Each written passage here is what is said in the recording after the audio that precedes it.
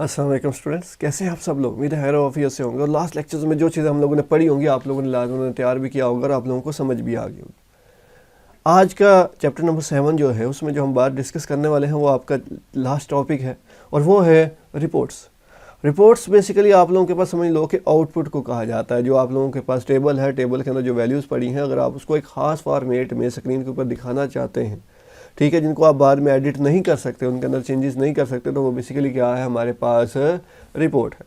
आप सरगोदा बोर्ड की वेबसाइट पे जाते हो, वहाँ पे अपना रिजल्ट रोल नंबर एंटर करते हो, आपके सामने रिजल्ट कार्ड आ जाता है। वो जो रिजल्ट कार्ड है वो भी वो एक रिपोर्ट है, वो एक खास फॉर्मेट में आप लोगों के सामने आ रहा है। कभी नहीं होगा कि एक दफ़ा एक बच्चा एंटर करे तो वो और तरह से आप लोगों के सामने आपको मिले, एक बच्चा एंटर करे तो वो और तरह से मिले, ऐसा पॉसिबल नहीं है। तो रिपोर्ट बेसिकली यूज़ की जाती है आपके पास यानी कि टेबल से वैल्यूज़ को डिस्प्ले करवाने के लिए स्क्रीन के ऊपर। उसके बाद जो रिपोर्ट आपके सामने बनी है, आप चाहें तो सेव कर सकते हैं, आप चाहें तो उसे प्रिंट कर सकते हैं। यानी कि आपके पास जो डेटाबेस के अंदर डेटा पड़ा है उसको डिफरेंट वेज में मैनिपुलेट करने के लिए, उसको डिफरेंट वेज में हैंडल करने के लिए हम क्या बनाते हैं, रिपोर्ट्स को बनाया जाता है। ठीक है, आप देखेंगे कि हमारे पास रिपोर्ट को बनाने के डिफरेंट स्टाइल्स हमारे पे पेश आएंगे। हमारे पास रिपोर्ट एक टेबल की भी बनाई जा सकती है, रिपोर्ट 2 टेबल्स की भी बनाई जा सकती है। ठीक है, उसके बाद रिपोर्ट की मज़ीद सेटिंग भी की जा सकती है जब आप उसे प्रिंट करेंगे। यही सारी बातें आज के लेक्चर का हिस्सा है। तो हम क्या करते हैं, सबसे पहले MS जो है उसे ओपन कर लेते हैं। तो वही हमेशा की तरह असेस 2003 ओपन करते हैं और जो पहले से बनी बनाई डेटाबेस पड़ी हुई है, जो मैंने बनाई हुई है, यानी कि जिस ऊपर हम पहले से काम कर रहे हैं, उसी को ही ओपन कर लेते हैं। ठीक है जी, जब ओपन कर लिया, इसके बाद अब क्या करने वाले हैं, इसके बाद हम यहाँ पे देखेंगे कौन सा टैब ऑलरेडी सिलेक्टेड है और वो कौन सा है, रिपोर्ट वाला है। अब रिपोर्ट जब आप बनाएंगे तो रिपोर्ट आपके बनाने के डिफरेंट वेज है। न्यू पे जैसे ही जाते हैं ना, ये देखें आपके पास डिफरेंट वेज आ गए। डिज़ाइन व्यू रिपोर्ट आपके पास विज़र्ड की मदद से, auto report columnar, auto report tabular, chart wizard, label wizard, यानी कि इस वेज में आप रिपोर्ट को डिज़ाइन कर सकते हैं। लेकिन आपकी बुक में 2 ही लेआउट डिफाइन किए गए हैं, एक आपके पास कॉलमनर है और एक टेबुलर है।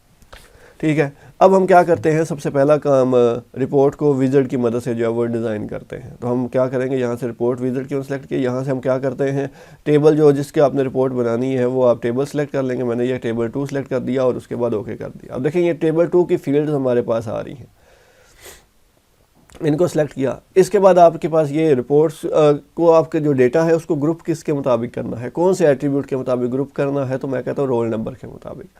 उसके बाद देखें यहाँ पे आपके पास ये अरेंजमेंट है कि मैं कहता हूँ जी रिपोर्ट को हमने क्या करना है, मार्क्स की बेस पे असेंडिंग ऑर्डर में अरेंज करना है। तो आप देखेंगे जब रिपोर्ट आएगी तो मार्क्स की बेस पे आपका सारा डेटा जो है वो असेंडिंग ऑर्डर में अरेंज हो चुका होगा। उसके बाद आपके पास यहाँ पे जैसे आप रिपोर्ट डिज़ाइन करना चाहें, ब्लॉक की फॉर्म में डिज़ाइन करना चाहते हैं, ठीक है, आउटलाइन की फॉर्म में ड्रा करना चाहते हैं, लेफ़्ट अलाइनमेंट की फॉर्म में ड्रा करना चाहते हैं, उसके बाद नेक्स्ट, और इधर से हम क्या करते हैं, यहाँ से कोई स्टाइल चूज़ कर लेते हैं। आपकी मर्ज़ी है, जो सा भी स्टाइल आप चूज़ करना चाहें आप कर सकते हैं। ठीक है जी, और उसके बाद क्या करेंगे, नेक्स्ट, और नेक्स्ट करने के बाद आप रिपोर्ट का चाहे तो कोई नाम बना दें। मैं इसको विज़र्ड का ही नाम दे देता हूँ, विज़र्ड 1 टेबल, क्योंकि हमने ये एक टेबल से बनाई है ना, इसलिए हम विज़र्ड 1 टेबल का नाम दे दें।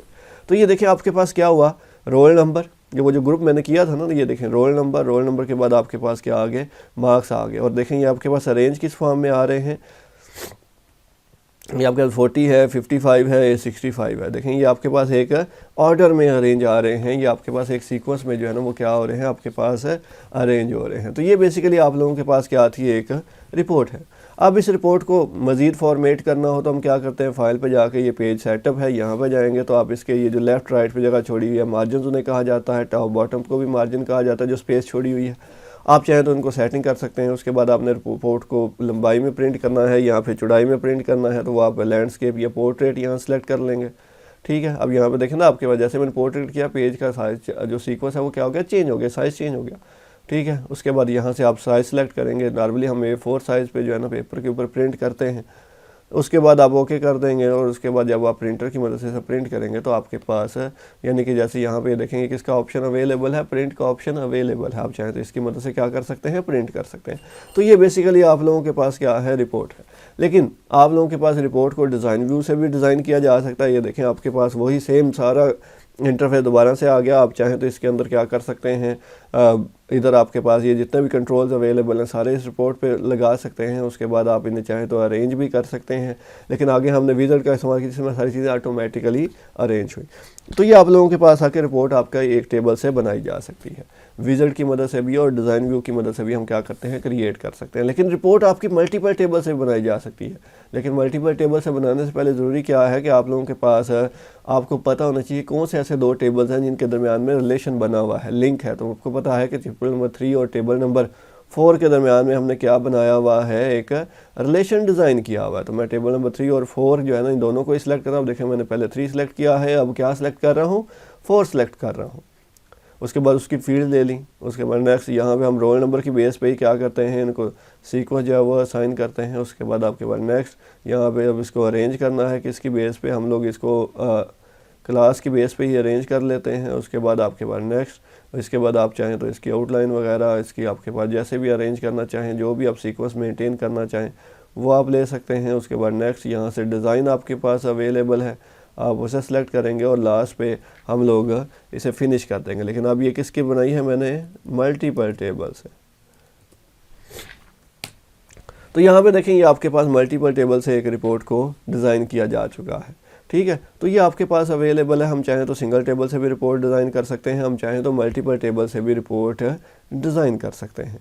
सिर्फ क्या करना होगा कि सिंपली आपको पहले एक टेबल की फील्ड्स को सिलेक्ट करना है, फिर दूसरे टेबल के, लेकिन शर्त यही है कि इसके लिए आपके पास टेबल्स के दरमियान में क्या बना होना चाहिए, रिलेशन जो है वो बना होना चाहिए। इसके अलावा कुछ ऑटो रिपोर्ट्स हैं, यानी कि आप सिर्फ एक क्लिक करेंगे रिपोर्ट बन के तैयार हो जाएगी, और उसको हम ऑटो रिपोर्ट्स का नाम देते हैं। यहाँ पे डिज़ाइन में देखना ये आपके पास ऑटो रिपोर्ट कॉलमनर है। इसके बाद यहाँ से हम इसको टेबल जो है ना 2 सेलेक्ट कर देते हैं। तो देखिएगा जैसे मैं ओके करूँगा रिपोर्ट बन गई। ठीक है, ये क्या है, आपके पास ऑटो रिपोर्ट का एक फॉर्मेट है जिसको कहा जाता है कॉलमनर। इसमें आपके पास क्या बने हुए हैं, अगर आप देखें तो ये आपके पास कॉलम्स ही बने हुए हैं, और कॉलम्स के अंदर क्या है, आपके पास डिस्प्ले जो है वो आपके पास रिकॉर्ड, हर एक आपके पास देखें एक साइड पे क्या आ रही हैं, फील्ड्स आ रही हैं, यानी कि एक पूरा रिकॉर्ड है ये वाला। आपके पास एक शख्स के एक पूरा रिकॉर्ड अवेलेबल है। यहाँ पे आपके पास वैल्यूज़ आ रही हैं और यहाँ पे फील्ड्स के नाम आ रहे हैं। फिर दूसरी आ रही है, फिर फील्ड्स का नाम, यानी कि एक कॉलम में फील्ड्स के नाम आ रहे हैं, दूसरे कॉलम में क्या आ रही हैं, वैल्यूज़ आ रही हैं। ठीक है, जिसके अंदर आपके पास ये देखेंगे आपके पास राइट साइड है जिसके अंदर ये टेक्स्ट बॉक्सेस इन्हें कहा जाता है, जिसके अंदर वैल्यूज़ आपको दिखाई दे रही हैं, और उसके बाद ये आपके पास नेम ऑफ द फील्ड्स आपके पास आ रही है। ढेर सारे आपके पास रोज़ थी, इसलिए ये सारे का सारे आपके पास क्या है, मल्टीपल रोज़ आप लोगों के सामने बन गई है। तो ये आप लोगों के पास क्या है, कॉलमनर जो है ना वो एक ऑटो रिपोर्ट का फॉर्मेट था। हम इसे क्लोज़ करते हैं। ठीक है, आप चाहें तो यहाँ पे फाइल पे जाकर ना इधर से भी इसे क्लोज़ कर सकते। क्लोज़ करेंगे वो सेव का ऑप्शन देगा, सेव करना जी बिल्कुल, यहाँ पे नाम रख देंगे तो वो आपको सेव कर देगा। उसके बाद दूसरी रिपोर्ट है आपके पास, वो आप लोगों के पास देखेंगे ये क्या है, टेबुलर है। इसमें भी हम क्या करते हैं, उसी टेबल को ही सिलेक्ट कर लेते हैं,